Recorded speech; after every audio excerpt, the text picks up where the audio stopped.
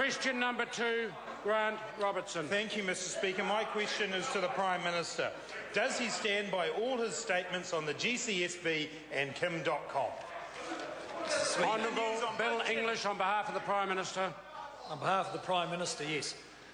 Supplementary question. Supplementary question, Grant Robertson. Does he stand by his many statements that the 19th of January 2012 was the first time he had heard the name Kim Dotcom? Honourable Bill English. Mr. Speaker, the Prime Minister does stand by his statements. Point of order, Mr. Speaker. Point of order, Grant Robertson. That was a specific question about us. And it was answered. The Prime Minister does stand by it. Supplementary question. Mr. Speaker. By that answer, does he mean that it was simply the name Kim Dotcom that he had not heard, but that he was aware of a person in New Zealand whom the FBI and other American authorities had an interest in pursuing over copyright-related issues? Honourable Bill English. Mr. Speaker, and I can only repeat, the Prime Minister stands by his statement. If the member wants to know what was in the Prime Minister's mind, he'd need to ask the Prime Minister directly. Supplementary question, Grant Robertson. Does he stand by his statement on the 24th of January 2012 in relation to the Coatesville mansion in the Helensville electorate, quote, "I was aware that there was a German resident living in the house"? Honourable Bill English. The Prime Minister stands by his statements.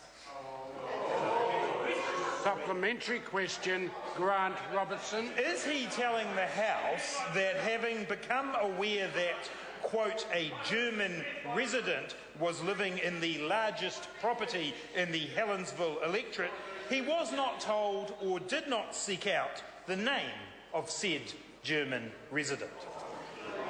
The Honourable Bill English. Unlike the Deputy Leader of the Labor Party, the Prime Minister focuses on the big issues. Mr. Speaker. Supplement. Order. Order. Order. Supplementary question, Grant Robertson. Can he confirm that none of the list of people that Campbell Live drew up who knew about Kim Dotcom before the 19th of January 2012 ever mentioned them to him as Prime Minister? That list including John Banks, Maurice Williamson, Jonathan Coleman, Simon Power, his Deputy Chief of Staff, his Electorate Office staff, the Solicitor General, the police, the Immigration Department, the 80 contractors who worked on Mr Dotcom's property in his electorate, and the hundreds of thousands of Aucklanders who witnessed the fireworks display paid for by Mr Dotcom. None of those people mentioned him to the Prime Minister. Honourable Bill English on behalf of the Prime Minister. Mr. Speaker, the Prime Minister stands by his statements. And I'd repeat what I said before. Unlike John Campbell or the Deputy Leader of the Labor Party, the Prime Minister focuses on the big issues. Supplementary question. Supplementary question, Grant Robertson. In light of that answer, does the Prime Minister agree with John Armstrong that if Mr Dotcom's allegations stand up, his resignation will be in order? Honourable Bill English. Certainly not.